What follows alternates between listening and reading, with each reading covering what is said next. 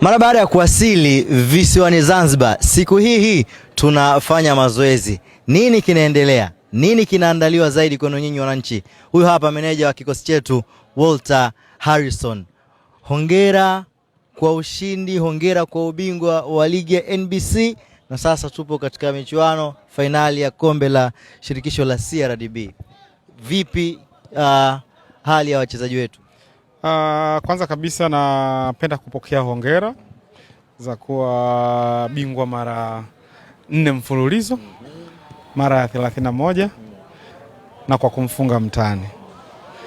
Ni furaha iliyoje kuweza kuchukua kombe kwenye mechi ya dabi ya Kariakoo. Hakika ulikuwa wakati mzuri na imani wananchi wameweza kufurahi, na sisi tuko hapa kuhakikisha kwamba tunaendeleza furaha yao. Tunamshukuru Mungu tumefika Zanzibar salama, kila kitu kinaendelea vizuri, na kama ambavyo tunaona hapa kikosi kiwa kinafanya mazoezi ya kwanza baada ya kufika hapa. Then kesho tutaenda kufanya final touches kabla ya kuenda kwenye mchezo wenyewe siku ya Jumapili. Kwa hiyo kila kitu kinaendelea vizuri, tunamshukuru Mungu. Tunatumaini kwamba tutakuwa kwenye nafasi nzuri ya kuja kuhakikisha kwamba furaha ya wananchi ambayo wako nayo kwa sasa hivi na ambayo imedumu kwa takriban misimu 4 kwa sasa hivi inaendelea siku ya kesho. Technical bench mnawaza nini tunapokwenda kukabiliana na Singida Black Stars miongoni mwa timu